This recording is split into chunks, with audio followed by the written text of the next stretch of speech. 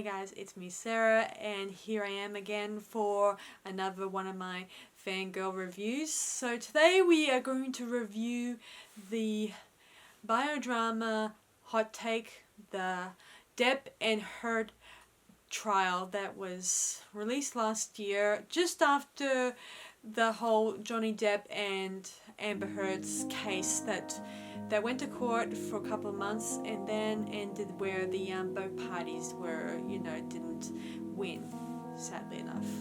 So anyway, I might as well dive into the story. The story is that Johnny Depp was suing Amber for her op-ed that she published in the Washington Times, and because of alleged abuse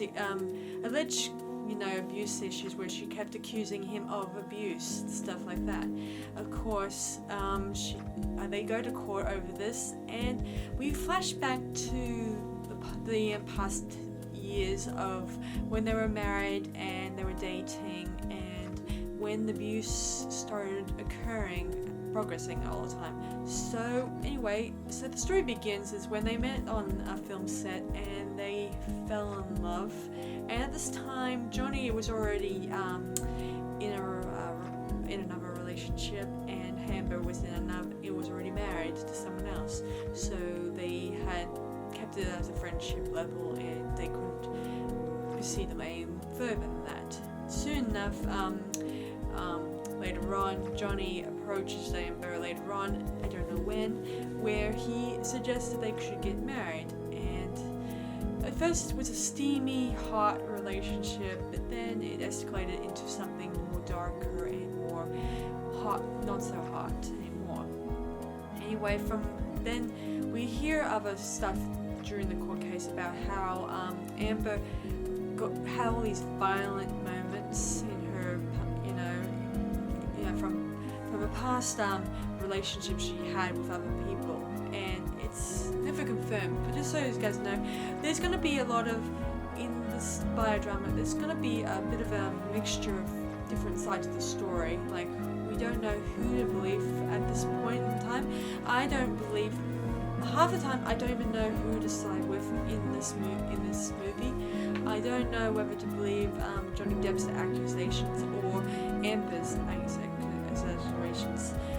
All the time I do think that all the time Amber has been with Johnny because of the money that came throughout his career, because he has been a very top actor in his field, in his profession, and Amber was a small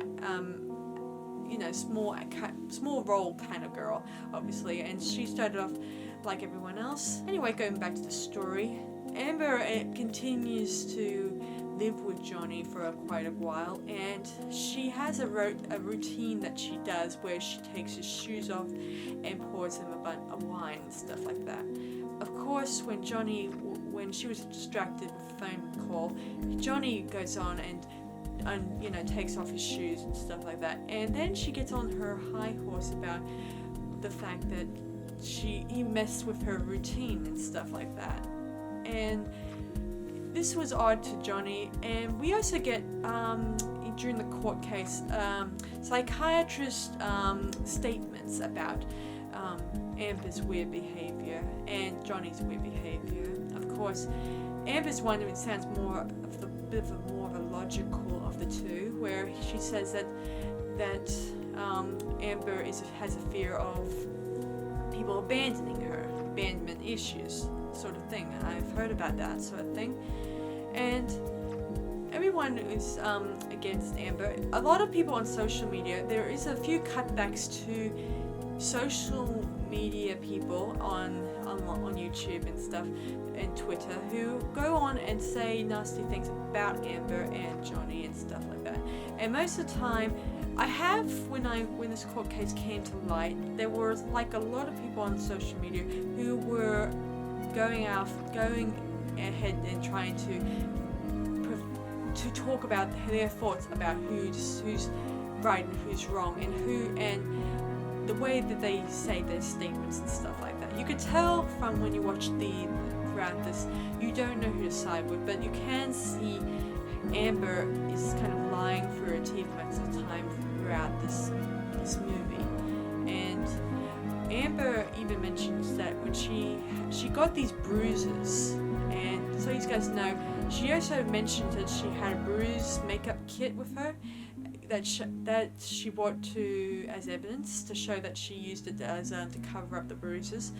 I have a similar one when I was doing special effects makeup at my college, and we actually made bruises with that type of kit. I don't know what Amber is going on about. This type of makeup kit that she goes on about promoting and stuff like that, showing to the court, it's similar to the one that I used when I made a bruise in class. I'll show you a few photos I did. There's one where you see how we did the bruises. We also did a few other ones where we did expose bones in our hand. One time when I went inside a KFC, I had this very big bruise on my hand. I mean, very big, makeup effects on my hand, and some of the people were taken aback by it, and some of them were, oh my gosh, I can't believe that she just walked into KFC wearing that. It was funny. There was also, we also learned how to make cuts along the arm, and I've actually looked at the bruises that Amber did, and even someone testified saying that these bruises were adapted and photoshopped to make them look a little bit more darker and stuff. So it's not just Amber's bruise makeup kit that was at play here, but I think that she also had someone Photoshop the bruises on her face to make them look a little bit more, gorier. Anyway, it's pretty clear that Amber from the start has been wanting Johnny Depp's money. Johnny Depp was very generous to her. He even bought her a house in England at the time. I know Johnny is probably very wealthy. I think I recall when he was doing Sleepy Hollow, he actually bought the retired horse gunpowder because it was going to be a retired horse, and you know what they do with retired horses, don't you? It's not pretty. Johnny ends up buying the horse, and it's living on one of his estates somewhere. I think it may have died recently, I'm not sure, but aside from that, I think Johnny comes off as, he may have a big heart when it comes to giving out, splurging his money here and there. Of course, I don't deny the fact that Johnny may have had drank and drugged during the time we was with Amber. I think when he was having these moments, I think it was because Amber was always on his case sometimes, and of course, and when Johnny's at her case, she was just on the drugs and the drinking too. So I think both parties at this point may have been going at the juice a bit. So they were kind of, it wasn't one or the other, or just one person's at fault here. I think that both parties have been going at it, taking drugs and drinking. So it's not just one. Anyway, throughout the scenes when we cut away from the court case, we see Johnny talking to his bodyguard, and he gets along with him really well. I like to think he and his bodyguards do get along with one another, and it's nice to see that even though we don't see Johnny in ways like around his security guards and his servants, but I think it's nice that in this movie he has this close connection with his security guards. It's nice. Anyway, by the end of the trial, I should mention another scene where in Australia, when Amber eventually visited Johnny, they get into this altercation, and in this scene, he actually broke the tip of his finger. And when Amber went off to go to bed and stuff like that, he actually wrote in his own blood on walls and paintings words and stuff like saying liar, bitch, and stuff like that. And she wakes up, and Amber confirms that this is definitely really did happen. So this part of the story is true, obviously. So both parties agree that this really did took place. Of course, the arguments, the parts of their accusing the other of being violent is there's a different take on the stories, obviously. Anyway, so by the end, Johnny is paid $5 million for Amber's op-ed and for her accusing him of being an abuser, and in return, Amber was paid $2 million for her own pain and suffering. And from what I understand, this year she has left the industry and has moved out to Spain. So that's where she's been living for the past couple of months. I think Amber's career has gone into the compost heap by now. So her career is no longer in the spotlight anymore. So there's maybe a question she may return in the future. Maybe, I'm thinking that I just hope that by then she might get the help she needs by then, obviously. So that's the trial between Amber and Depp. So I might as well rate this now. So for rating, so what I think of it is it's pretty good. I mean, I was a bit surprised when they released the biodrama just months after the court case was concluded. I thought they would at least wait a year or two before any new evidence is brought to light, and then we can probably close this case and put an end to what we've heard about Johnny Depp and Amber Heard. So I thought that by then they would then have a bit of justice for one party member in the end, obviously. Anyway, so I'm gonna rate this now. So I'm gonna rate it 4 stars out of 5. Anyway, I'm not gonna be so you guys like to know a little bit more my thoughts about this. First of all, I do agree that there is probably many cases of men being abused by their wives. So, and I've watched this other movie called Men Don't Tell. It's about a biodrama about a man who was also abused by his wife, and of course, to the rest of the world, they often thought he was the abuser.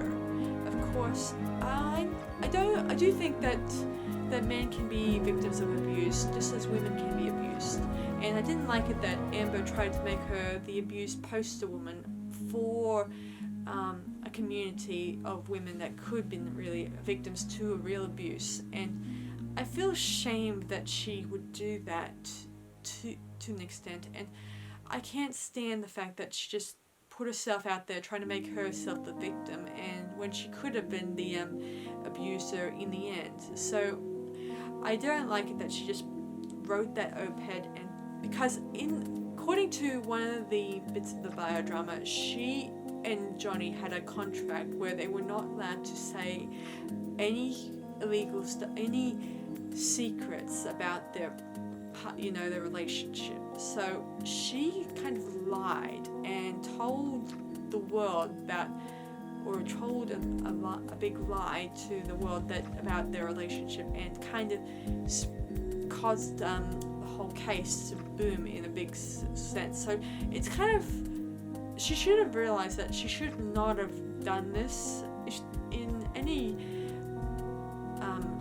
Hollywood marriage, you're not supposed to blurt out your past issues with your significant other, obviously. So I don't agree to what she did there, and I don't know who to side with at this point, because Johnny could easily be the abuser, and I think Emma could have been an abuser. So both parties had sets of family histories of abuse in their lives. I think that Johnny the most, because I read somewhere that Johnny's mother was an abusive to him, obviously. So it's it may come out that Johnny may had a bit of an abusive past too, but I think Amber may have also had her own sets of issues too. So I cannot say that both parties are not guilty or something. So I can't say that Amber is right or Johnny is right. So, but I can say that this biodrama was it did okay for me. I like the fact the actors they selected to play Amber and Johnny looked the part.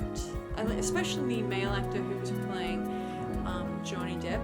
He looked exactly like him, you know, in the wild hair, the makeup, and the tattoos he displayed on his body were really okay. A good job on their part. Obviously, I do think they did an awesome job depicting Johnny in this biodrama. So I can't really say that the actors themselves who played them did an awesome job portraying them. I was a little, as I said before in the past, I was shocked and surprised that they would just put a biodrama about the Amber and Johnny Depp case, you know, after the case was concluded. It was a big shock and surprise to me. I thought maybe we would wait a little bit longer, like maybe they might do a new court case and to confirm the accusations in the end. So that's my thoughts about this biodrama movie. So I'll leave it to you guys to work out what you guys think about this biodrama. Who would you side with if in this case is my question to you guys. Would you side with Johnny Depp or Amber Heard? Although you probably know the answer already, so I'll leave it to you guys to work this out. Okay, that's about it for me, guys. So I hope you guys enjoyed this this review, and I'll talk to you guys later. Be sure to like and subscribe on my channel, and let me know if you have any other movies that I like to review for you guys. Alright, bye for now.